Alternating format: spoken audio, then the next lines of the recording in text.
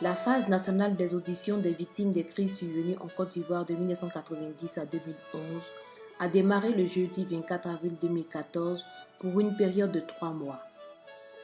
Le président de la CDVR a entamé une tournée dans les localités qui abritent les commissions locales et dans les différents centres d'écoute ouverts pour les victimes sur toute l'étendue du territoire national. Cette tournée a commencé par le district d'Abidjan, suivi des régions de Lamé, du Béquet, du Cavali, du Bélier, de Sassandra, du Guémon, du Boclé, de San Pedro. Dans les centres visités, l'on a remarqué une forte mobilisation des victimes, principalement celles des crises de 1999, 2002 et 2011. Lors de ces visites, M. Charles Konan Banny a rappelé que la phase d'audition des victimes doit donner les réponses aux questions qui a fait quoi, où, quand et pourquoi, qui a subi quoi et pourquoi. Qui a coupé ton mot? Dozo. Dozo a coupé. Ah, Dozo. Dozo. Dans ça. Hein? Carrefour. Carrefour. Voilà, Carrefour. Mon enfant était sur mon dos, il battait. Comment? Il l'a arraché, il l'a tué. Il me battait avant de mon enfant et puis il m'a blessé. Pendant cela, il me s'est levé, moi seul, on était nombreux, ils ont tué mes camarades et puis il me s'est levé pour aller à la mission catholique. Puis mes parents, ils ont été... Bon. Tu as raconté ça sur quel? Aller à Abidjan, puis ils m'ont opéré, puis ça allait un peu, puis je me suis retrouvée à Djokwe. Mais sinon, tu n'es pas de Djokwe? Il n'était pas de Djokwe. Tu es où? Tu viens? Il est de Bangolo. À Bangolo. La victime, ce n'est pas une notion abstraite. Ce sont des hommes, ce sont des femmes, ce sont des enfants. J'en ai vu la poitrine maquettée. J'ai vu dans d'autres villes une femme dont on a tué le mari devant elle. Et me dit-on, on l'a obligé. Voyez-vous, ce que je dis ce n'est pas de roman. On a obligé à manger la chair de son mari. Elle est là, elle est complètement dérangée. Ça s'est passé ici en Côte d'Ivoire. Dans le prolongement de cette opération, couplée avec les mesures de vérification, se tiendront les audiences publiques, sorte de tribunal du pardon, au cours desquelles les victimes et la nation seront invitées à pardonner aux auteurs des violations qui auront reconnu leurs fautes. Il faut souligner que l'identification des victimes a pour objectif l'établissement d'une liste nationale de victimes pour la politique gouvernementale de réparation. La réconciliation, ça ne se décrète pas. Nous sommes là pour créer les conditions de la réconciliation, en permettant aux uns de reconnaître leurs torts et aux autres de recevoir le pardon et la réparation. Sans reconnaissance du tort, sans la réparation des torts commis, nous sommes d'accord pour dire que les chances de la réconciliation seront faibles. En même temps, nous disons que peut-être que ça ne suffira pas. Dans ce développement, il a interpellé les leaders politiques, ceux habités encore par la haine. À leur endroit, il a déclaré que le temps de la violence est terminé, que le temps d'emprunter le train de la réconciliation pour le bonheur des populations est arrivé. On est heureux que le président vienne nous voir, nous entendre. Et ils ont tué ma maman. Pour ne pas dire, elle a été assassinée. Ils ont battu mon papa à mort. Ils ont frappé mon beau. Actuellement, il est déformé, il est dans la salle.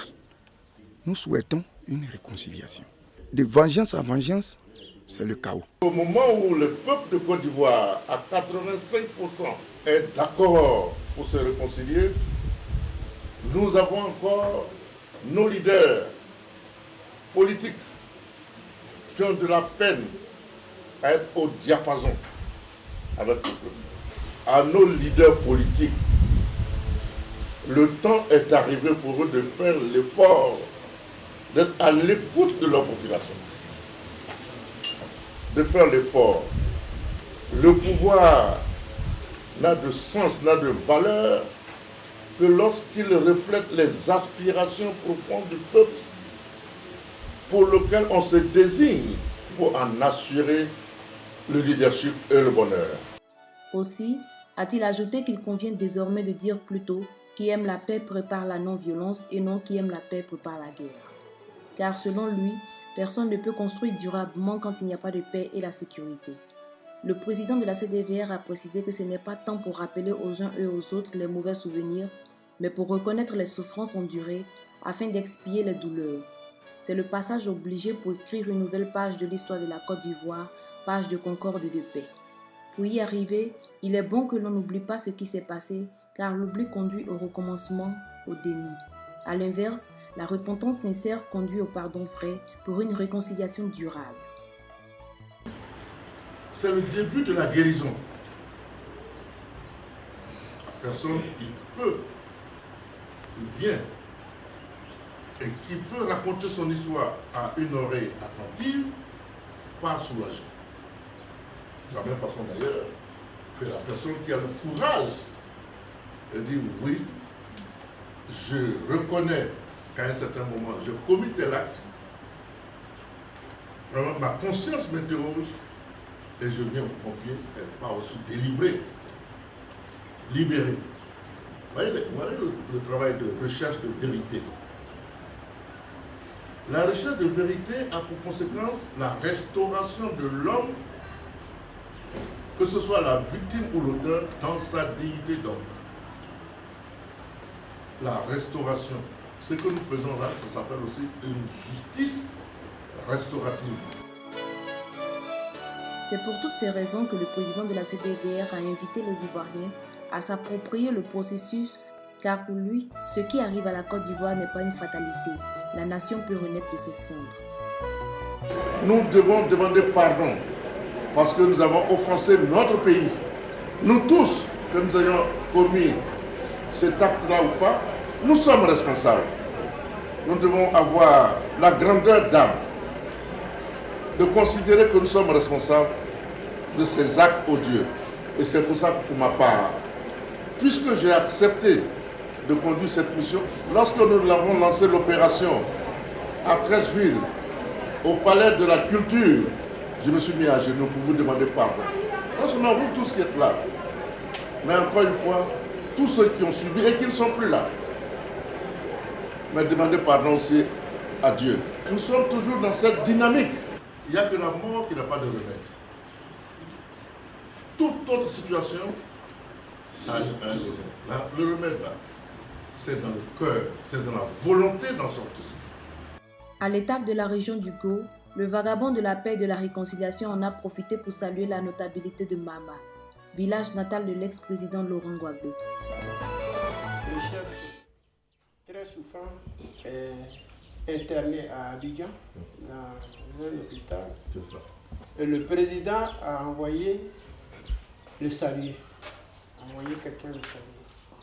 C'est ce que le chef venait de nous dire tout à l'heure. Vraiment, ça nous rassure. Donc, au nom de tous ceux qui sont là, mais aussi au nom de toute la population absente d'ici, nous disons grand merci au président. Laurent Gbagbo, fils de maman. Vous savez que c'est mon frère. En Côte d'Ivoire, malheureusement, les gens, chacun a tout mis dans la politique. Dieu n'a pas créé l'homme pour qu'il tue l'homme. On dit même que Dieu n'a pas créé de religion. La seule religion que Dieu a créée, ça s'appelle l'amour. C'est au nom de cela que j'ai accepté cette mission. Pour expliquer aux uns aux autres que les hommes ont inventé la politique. Les hommes ont inventé la religion.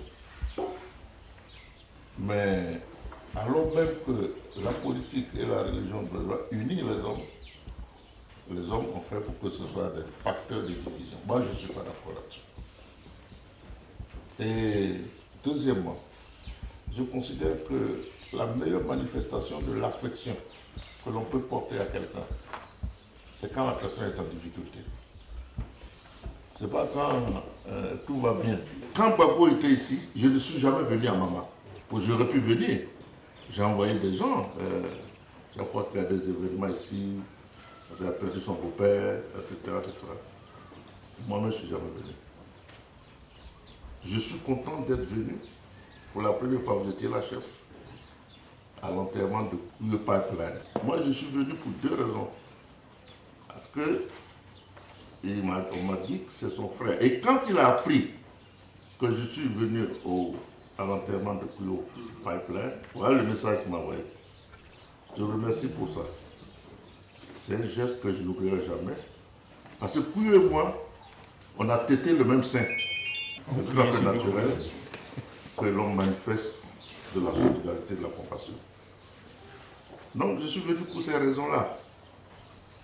Je suis venu pour ces raisons-là. Ça fait partie des principes qui sont dans la mission que j'assume. Mais c'est à cause de ces principes, justement, que j'ai accepté cette mission. Pour dire aux uns et aux autres que, quelles que soient les difficultés, nous devons demeurer tous frères. Pendant son périple, le président de la CDVR a également prévu de petits dons pour les enfants scolarisés en situation difficile. À cet effet, il a fait don de cartons d'ouvrages scolaires aux différentes directions régionales de l'éducation nationale (DREN) afin d'aider les élèves issus des milieux défavorisés.